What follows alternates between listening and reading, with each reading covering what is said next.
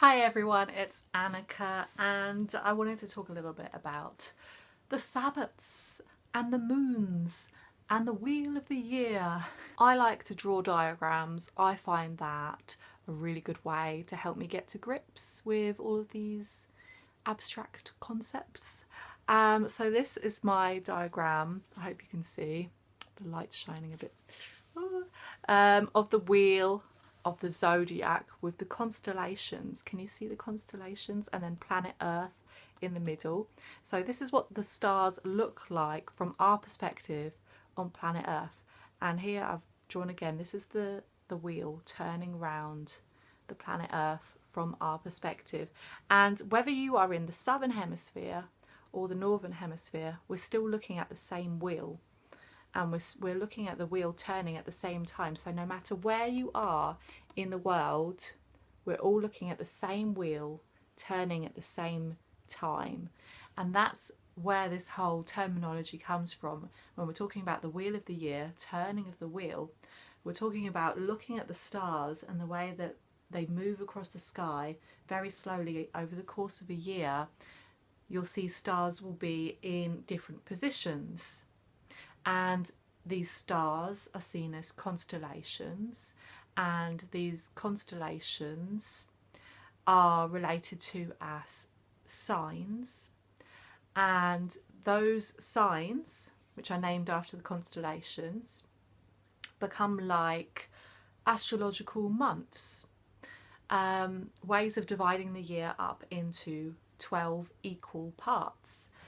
Now, one thing that always annoyed me when I was growing up, when I was a little kid, I remember that it was so frustrating that I could never understand calendar months. I just didn't get it, because every month was like a different length and I never knew whether the month was going to be 28 days long or 30 days long or 31 days long. I couldn't get to grips with it at all. I still don't get it.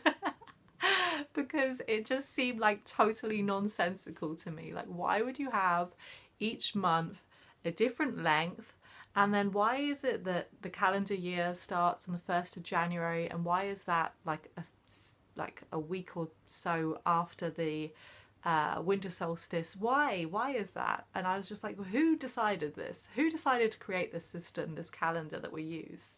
Yeah, we've been using it a while, but it's really out of sync with the natural seasons of the year.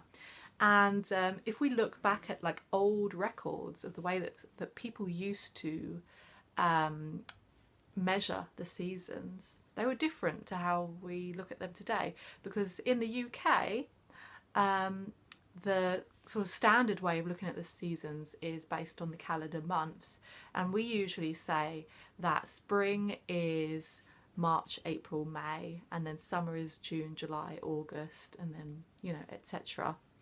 And that doesn't, I don't know, it seems kind of like arbitrary, like that you would base them on these calendar months that don't really fit with the natural cycle.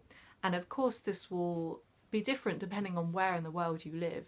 I think it's so important to really understand, you know, what's happening with the seasons where you live. But in Britain and Ireland, the old way of looking at the seasons was by measuring the solstices and equinoxes. And the solstices are the longest day and the shortest day. And the equinoxes are those days halfway in between the solstices, which are equal in like day and night. Day and night are like equal length. And when you look at those, they were seen as midpoints of the seasons. So the winter solstice was considered midwinter, as the middle of the darkest time of year. And then the summer solstice was seen as midsummer, as the middle of the brightest time of year. And then of course spring and autumn were in between. And so when they looked at the turning points between the seasons, these were measured as halfway between the solstices and equinoxes. according to the zodiac signs, because each sign is an equal length being measured against the solstices and equinoxes. Here's another diagram I made. I don't know if you can see it very well, but this one includes the moon phases, okay? So this is to show what happens with the moon, because whereas the sun travels through the zodiac on a yearly basis, that way round, a yearly basis, the moon travels through the zodiac on a monthly basis, or, you know, about 28, 29 days. It can be kind of difficult keeping track of the moon cycle, because the moon cycle doesn't quite sync up with the sun cycle. Whereas the sun, we know, travels through on a yearly basis from solstice to equinox, solstice to equinox. The moon, we can't quite place in according with where the sun is, because the moon isn't going to be in the same place every year, okay? But what we can see is which sign the moon is in is indicated by where the sun is, okay? So the new moon will always be in the same zodiac sign that the sun is in. So if the sun is in the sign of Taurus, then the new moon, which is dark, will be in the sign of Taurus as well.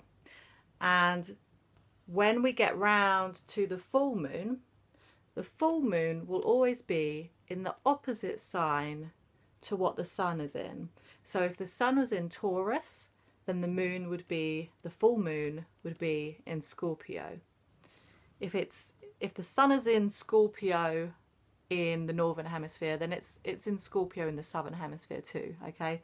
So we're all experiencing the sun traveling through the zodiac, but that doesn't mean that we're experiencing the same seasons, because the seasons are flipped from one hemisphere to the next. So whereas in the northern hemisphere, Aries begins at the spring equinox, in the southern hemisphere, Aries begins at the autumn equinox, because the northern hemisphere spring is the southern hemisphere autumn.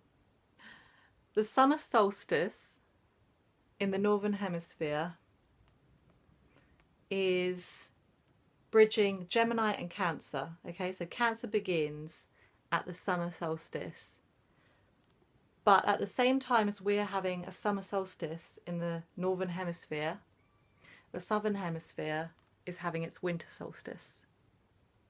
Does that make sense? I hope it makes sense. But even though the southern hemisphere is experiencing its winter solstice, the sun is still in Cancer, okay?